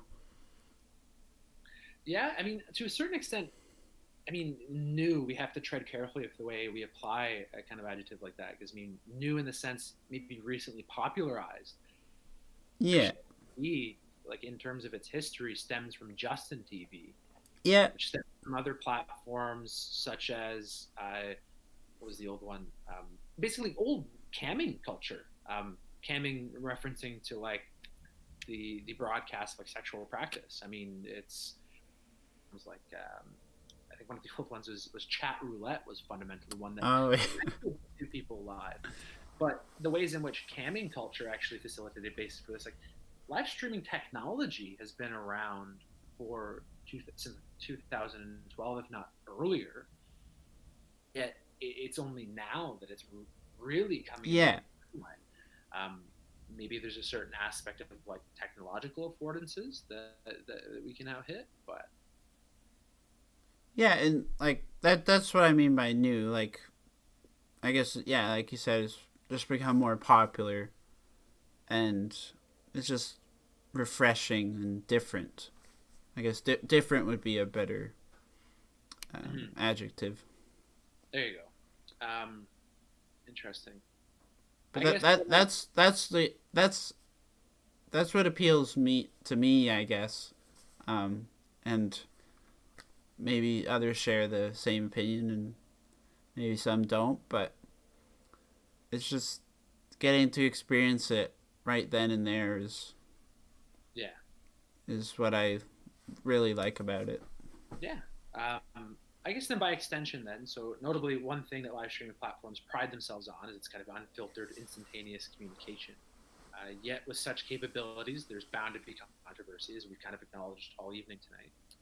Can you share your thoughts on the way live streaming provides a platform for sharing, oh goodness gracious, this is a long one, for either highly controversial, highly sensitive content, accidental moments versus deliberate acts of controversy? I'm just going to kind of go over a brief list here of things that have happened. I mean, actually, I think some of these incidents go back to as far as 2014. But the one Twitch streamer that was quite literally on air, invasion, gunpoint, on live stream. It cut out a little bit. Could you just repeat that thing? Okay, so one of the first more notable occurrences that's taken place on live stream is a streamer that was, I think, an audience of 5,000 people that witnessed her being robbed at gunpoint. A home invader broke in and robbed her, and the camera caught this whole thing. So some terrifying content. Acts of domestic violence. One of the more popular, again, this is another Twitch streamer, and I don't want to belabor the names or anything like that. I don't think that this is the place for it, but acts of domestic violence. I mean, you have cases where young kids are playing and you can hear domestic violence taking place through the wall in the next room. specifically referencing a streamer forgets to turn off their stream, and the camera's kind of running as though it's covering the background, Right. like this.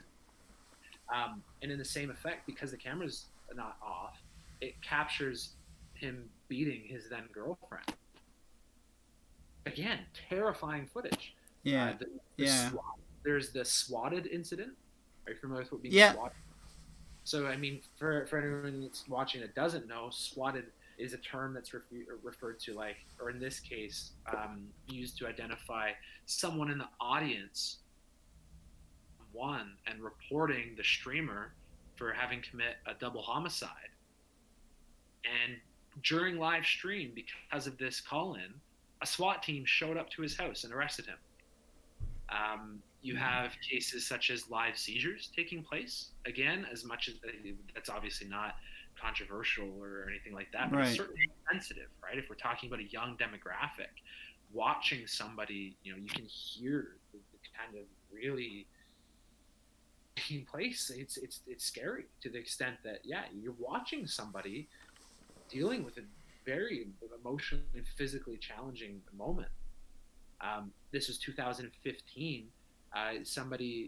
Three individuals who were live streaming themselves enjoying some drinks eventually transgressed into two of them filming the actual rape of the third and broadcasting it. You have suicide you have suicide videos that were posted on Meerkat and Periscope. In this particular case, I think there's a 16-year-old person that was quite literally saying on live stream, like, I'm thinking about ending it all. I can't do this anymore. And the chat responds to them, do it. Homophobic slur. That's terrible. AYS, racial slur. Yeah. And on live stream, you quite literally watch this person's body stop moving, and you watch the stream continues quite literally until someone finds him. You have animal abuse. And again, I apologize. This is getting a little bit dark, but this is the kind of we're talking about a platform that's moving into the kind of the limelight. It's now a huge contributor to all internet online traffic. It's a huge contributor to virtually the future of media. So again, that's why I think it's worth acknowledging these here. But more recently, there was a case where someone on live stream, and people, I like how they after the fact they worded it, was innocently, as if that makes it okay, giving their cat red wine, and after a few more glasses, before you know it, this person's strangling their cat on live stream. And the most kind of, that's messed. It's terrifying. It's really terrifying because it's an unfiltered platform, right? We don't have any delays. So it's and we'll come to this afterwards. I'll reference the last controversy that we'll talk about tonight. But again, shootings. 2015, you had someone just live streaming themselves walking through their neighborhood with their mom at the time, is quite literally shot by someone else on live stream. You watch the camera drop to the ground, and it doesn't have to make sense. It's entertainment. Steps over them. You hear the gunshots. You hear the screaming. I mean, it's content that quite literally chills you to your core. And in some cases is fundamentally psychologically damaging. And finally, again, the last example that I think is worth bringing to light here is the Christchurch mosque shooting that took place on March 15th. I'm sure everyone's familiar with what occurred in New Zealand, but worth noting, and a little detail that's not always mentioned, is that entire incident was live streamed.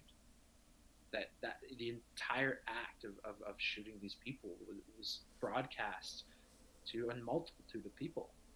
Some people have criticized it for this kind of saying that, hopefully, and again, I agree that maybe the 200 people that were watching at the time were accomplices in some way, people that knew he was going to do this. Humans find such fascinating ways to waste their time. What? So I'm getting follows as we're talking about this, and the follow notification is so out of place. It's all good. Like the line just is cutting the voice out of it. it's just funny that it's happening at this moment of At the most controversial moment. yeah. So sorry, please continue. Yeah, so I guess ultimately then is we're talking about like, what does the future of live streaming look like in the wake of these incidents? I mean, again, like I said, we're talking about what's arguably the most popularized media platform now. We're talking about something that affords anyone and everyone the potential, so long as they have the technological access or financial access, which I think is a different can of worms in terms of accessibility. But effectively, if you have the money and the technology, you are provided the voice to these people. In this case, you have the outlet to quite literally broadcast one of the most horrific international incidences to date, Yeah. or at least in our generation, on live stream. I'm just curious, honestly, and again, it's heavy, but I'm curious if you have anything to say about that. What does the future look like for live streaming? Like, I don't know. I'd like to think that these negative things that happened are a small portion of it. Like there's definitely more good and positive things that come from live streaming than negative things. I would like to think, anyways. And so, like, yeah, these terrible things do happen, but I don't think it should hinder the future of live streaming or anything like that. Well, And like Facebook, for example, they have moderators like ready to remove live streams. Like, now sometimes things slip through, unfortunately, but I don't think, like, I think live streaming is just gonna get more popular. I don't think these negative situations that happen are going to destroy live streaming or anything like that. At least I hope they don't. I'd like to think they won't. yeah. Like, so many people love live streaming. Like, the numbers go up every year, viewer count and stuff like that.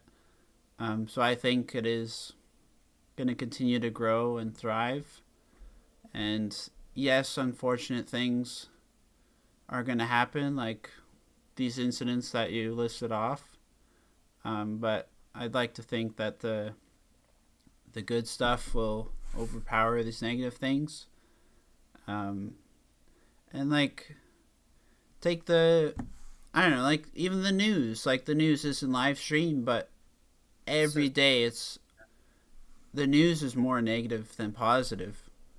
And it's like sometimes they show bodies being carried away in a stretcher type thing, and like, that's awful to show on the 6 o'clock news.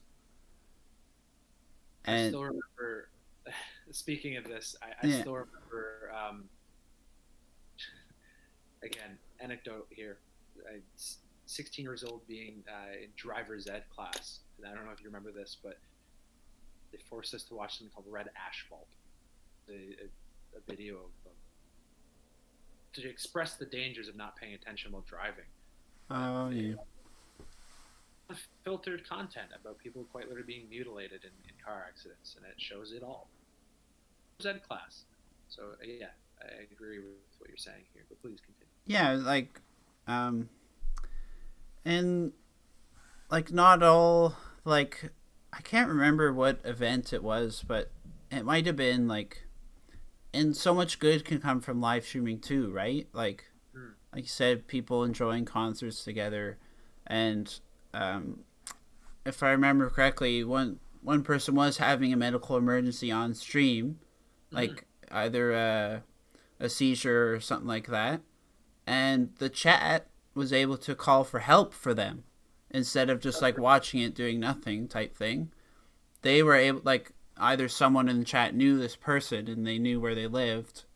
They were able to call for help and potentially save this person's life. So lots of good can come from live streaming too, right? Like if that person was just gaming in their room alone with no one around, they could have died. But since they were streaming, they lived.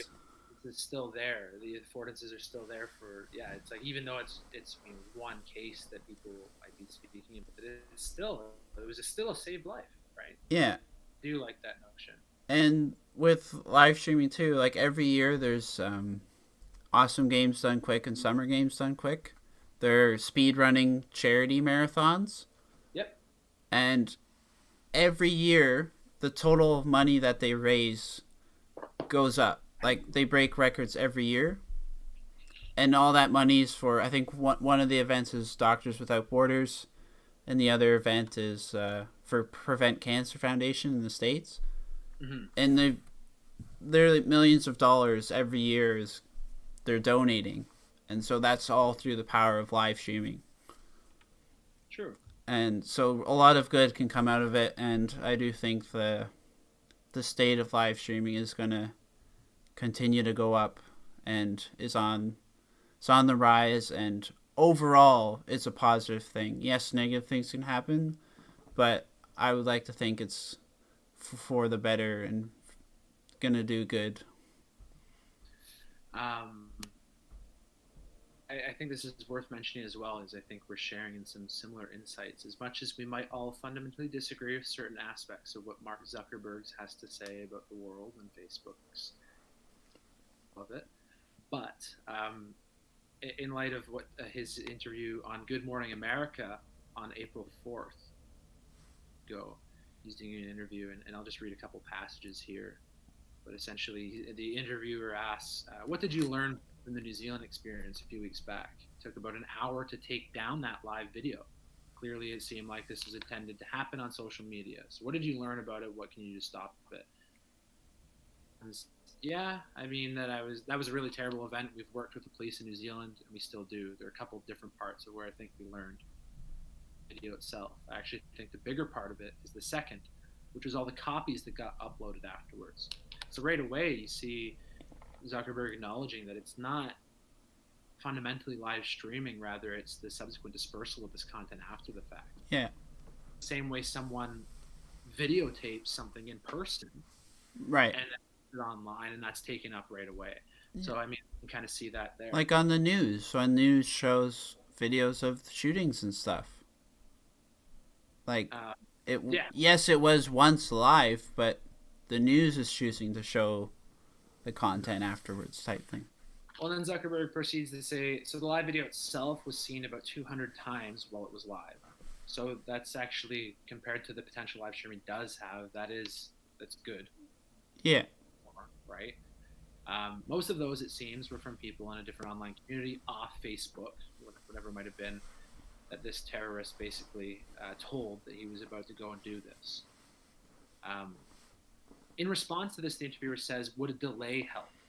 Any delay of live streaming? And Zuckerberg responds, it might in this case, but it would also fundamentally break what live streaming is for people. Most people are live streaming, a birthday party or hanging out with friends when they can't be together. Tonight. And it's one of those things that's magical about live streaming is that it's bi-directional. So you're not just broadcasting, you're communicating. People are commenting back. If you add a delay, you would break that. The interviewer says 10, 15, 20 second delay on national broadcasting television. And then Zuckerberg says, but you're not getting comments that are. So again, I think it's worth noting here that, we have to tread carefully with the platform itself, because as you've said earlier tonight, what's fundamental to this is this kind of like ontology to it, this liveness of being in the moment. It's nobody wants to have that delay because it ruins the experiential aspect of it.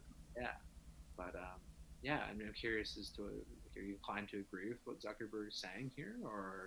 I know a lot of people give Zuckerberg a bad rap, but with what he just said, I do agree with it. And what did you say? You said 200 people watched that video live? There's 200 people watching it live, but based on what he could determine from, and this is from external research now, Right. based on what he could determine from like Facebook's algorithms, based on the stream itself, where these accounts were stemming from, wherever it might have been, that they weren't people that accessed it, because they stumbled across it on their Facebook live feed. Like these were preemptive viewers. Yeah, like in the grand scheme of the whole world type thing, like 200 is so small. Yeah. Right? And like way more than 200 would have seen it after the fact, like when it wasn't live type thing. Mm-hmm. And like, because it was uploaded by all these people type thing. So yeah, like I do agree with what Mark said, and that if you add the delay or whatever, it would break the live immersion, and could like, if they if they enforced delays or whatever, it would ruin the medium, and I hope that's not the case. But yeah, hopefully that doesn't happen, and I do wish the best for the live streaming platform. I think everybody does. We'll put it this way: my research depends on it. So if it's censored to death, then there goes my career. And, yeah, see ya.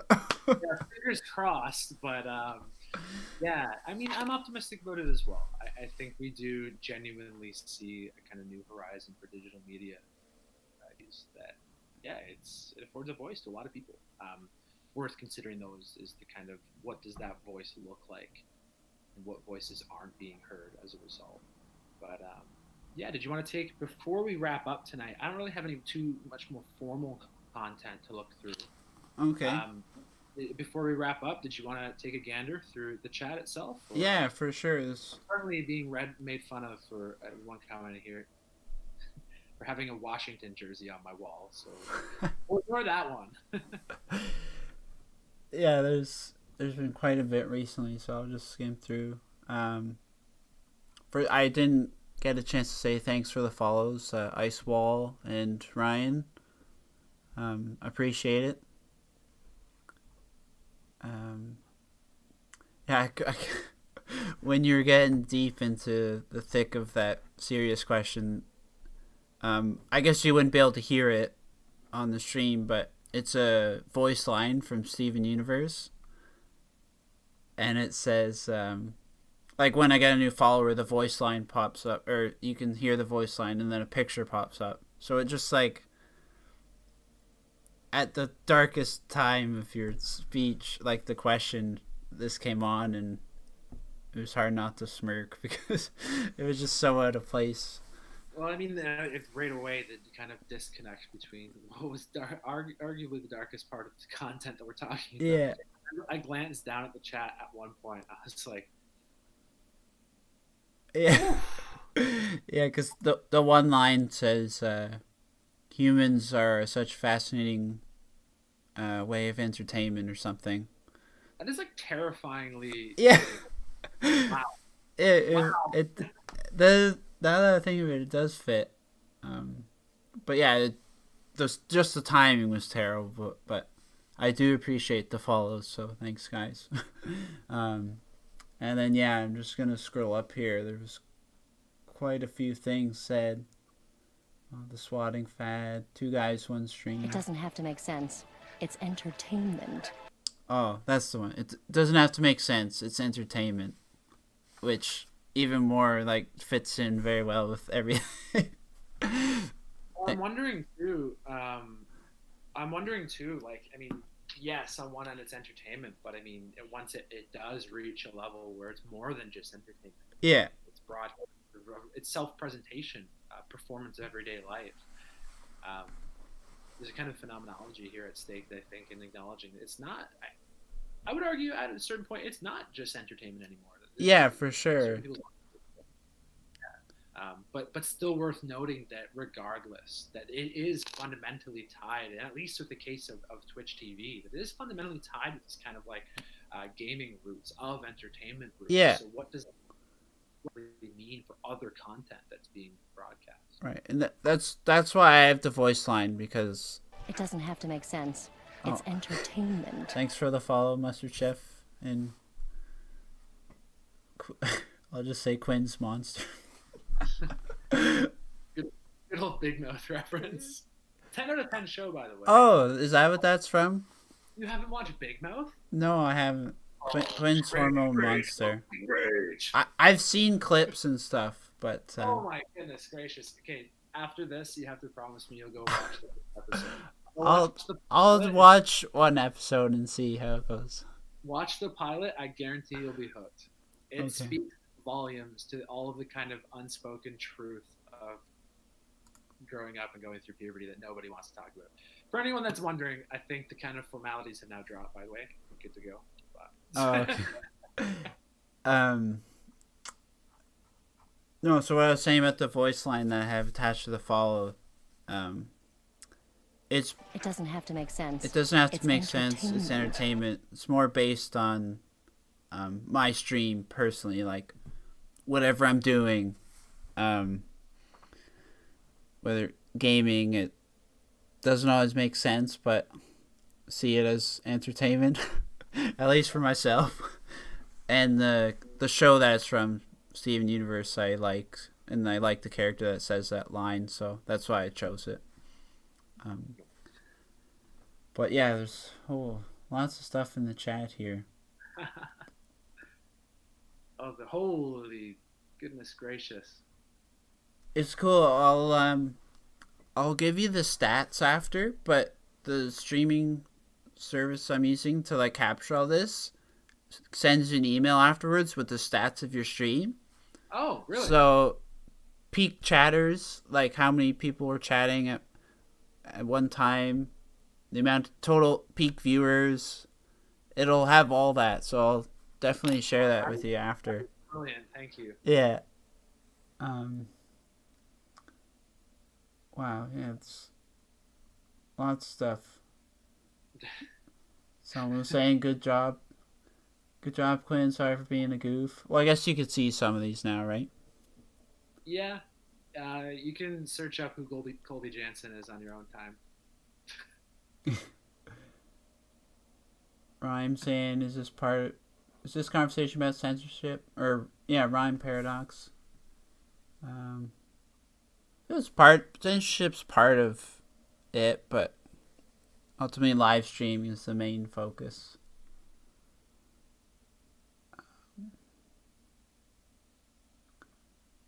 Most of these questions get to censorship.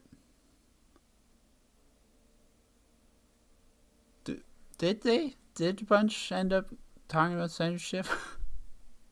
Did we tonight? Yeah. I don't think so, quite frankly. It's glossed over, but more about, I think, the future and kind of what a healthy atmosphere looks like. Yeah, like it's definitely a huge topic, so feel free to. Yeah, I feel like censorship is a bit different. Like it comes into play like when we were talking about the delays and like pre setting up your content type thing. But no, it's more about live streaming itself. And yeah, like I don't know, I guess censoring, like another way to if it's bad, does censorship help? I mean it could, like Quinn said at the beginning of the stream,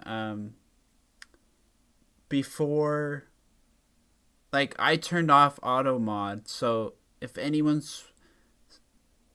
put a link in the chat, auto mod would have removed it right away, which is YouTube link was. which is a form of censorship, right? And I can control the strictness of the auto mod, so I can take it all swearing if I want to. Kills the stream. Really.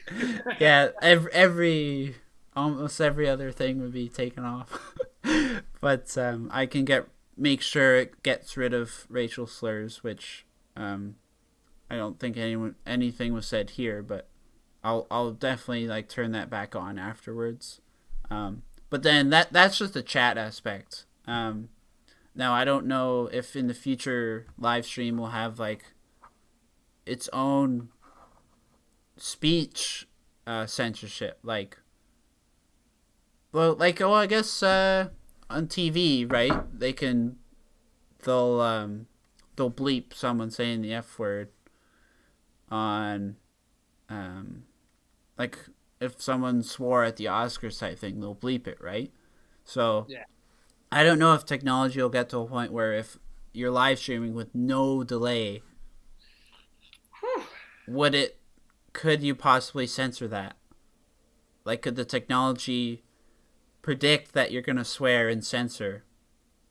I'm thinking of that like Black Mirror episode where they have like the contact lens and stuff, and like the technology where if you like commit a crime, it effectively blurs out certain people and like muffles the sound so you can't hear them. So people are like alien, completely censored out of society, like to a literal level. Yeah. I'm just thinking of like crazy dystopian. It could happen. It could happen. But then it begs the question too, like what the hell happens after live streaming, right? I mean, yeah, what's weird. next? Think too that's kind of in a certain way has come full circle. Like I'm thinking of television scholarship in the realm of social sciences, and like people identified TV1 era, which was like sitting around the box at home as a family watching. Like you could only watch the show at 7 o'clock, and if you missed it, that was it. Yeah. And TV kind of like that digital recording era. So it was everything from like box sets that would give you content after the fact to being able to record it. And then TV3 was basically like the digital era and everything. And then people are kind of acknowledging Netflix binging is a huge pinnacle of that. I mean, I would go as far as to say that we're entering like a TV4 era. Not deliberately referencing television, but yeah. in terms of media content, that it is live, but interesting to specifically to note that it's live content. So very reminiscent of TV1. You know, tune in live. It kind of speaks volumes when you say like, nobody wants to watch the Super Bowl the next day, you know? Nobody wants to watch the finals of whatever or the Oscars the next day. I mean, not very many people, I should say. Right. But there's a kind of experience and happening live that people gravitate towards. So it's kind of interesting that it's come full circle in a certain sense. Well, what happens now, though, you know? So we have reached that point now where we're talking about an instantaneous communication with maybe a 1 or 2 second delay, of which the FCC can't figure out how to get its hands on and properly, I shouldn't say properly, but effectively censor from its own logistical logic. But I don't know. An interesting future to think about. Yeah, it's like when people stream VR games, specifically VR chat. That's cool to me. Like, because you're streaming virtual reality. It's like, what? Yeah, you're streaming your virtual reality. I think somebody at one point, it's like ASMR live stream, blah, blah, blah. Oh, Shauner, username Shauner was like, we want to hear you whisper. Hello. I think this concludes the stream.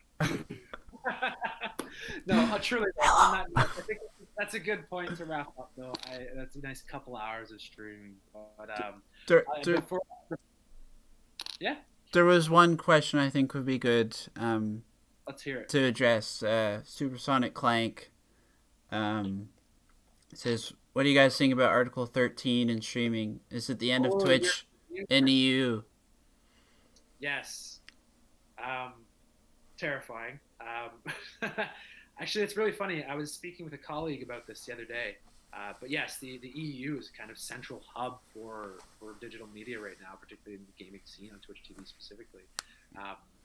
But Article 13 as an act of censorship that effectively implements the most intense filters on digital media content that we've seen to date, to the point where like things as little as your use of like Eevee when people follow or whatever are going to be censored.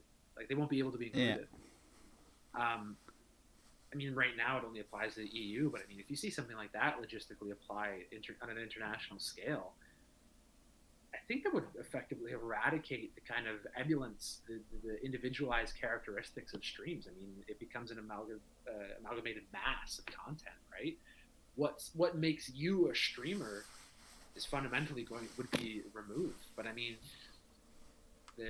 these laws that have been passed in Article 13 aren't effectively supposed to be implemented in their entirety until 2021. So we got a couple of years, hopefully, to figure our shit out. Yeah, hopefully they'll tone it back for the European sake.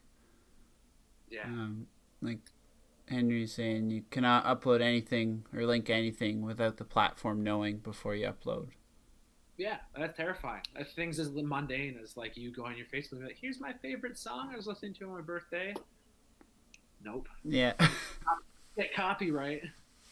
But anyways, guys, it's 9 o'clock though. Yeah, we just hit the 2-hour mark. Yeah, I do personally have to jet. Before I pass it over to you, though, to conclude, Reed, I would like to take the time to thank everybody that came by tonight. That was really fun. It was. This is my first time ever being on live stream. This is a very new experience to me. I enjoyed it. It's great. So thank you, fundamentally. So thank you, everyone, for coming out on one end. Colleagues, everybody, your support is appreciated. Great, very appreciated. But then, most importantly, thank you for taking the time to speak with me tonight, Reed. It's for pedagogical purposes, in the name of bettering live streaming in the future. Hopefully, we can make things right in the coming time. Yeah, for sure. And yeah, thanks for the interview. It was a blast. Yeah. I got my highest viewer count that I've ever had, which is amazing. Milestones, baby, milestones. It's going on the info section for Twitch. And I got lots of new followers. Thank you everyone for following and viewing, and like it was a great experience. That plug, like, oh, follow me on Instagram. Yeah. Hashtag at Lupus Warrior. Yeah, if you haven't followed yet and you enjoyed the stream, yeah, hit that follow button at the bottom. You know what I would love to see, actually? I love this kind of methodology of doing this. I'm not sure if Discord can handle it, but you know what would be really cool would to be doing this again sometime, but including more people. Whether they're maybe somebody else from the academic scene on my end or someone else from the gaming and Twitch broadcasting stream on your end. Really like a three-way stream. You see that? That is, I forget the name, Reckles or whatever. He openly hosts like debate night on his stream. Yeah, that'd be sweet. That's like controversial thing, but so whether for recreation or pedagogy, we should consider that for the future. But yeah, I think I got nothing else to say. I think I'm gonna go enjoy a nice beer and some Smash Brothers now. If you'd like to join me after.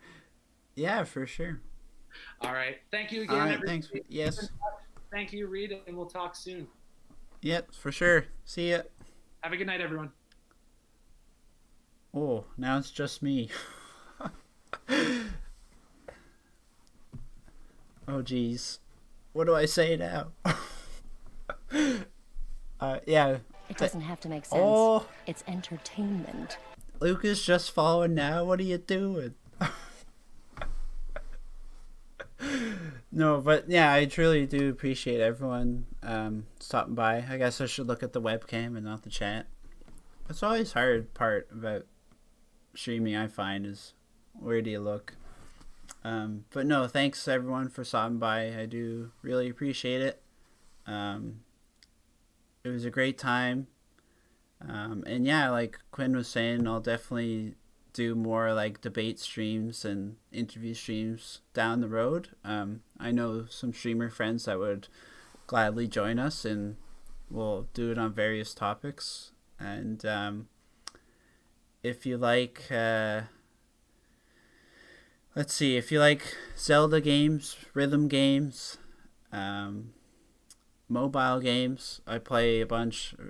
And if you would like to watch in the future, just give me a follow and look for me when I start streaming. You can also set it to notifications, so anytime I go live you'll be notified and then you can watch. But that's it for me. I'm gonna head out, so have a good night everyone, and talk to you later. See ya.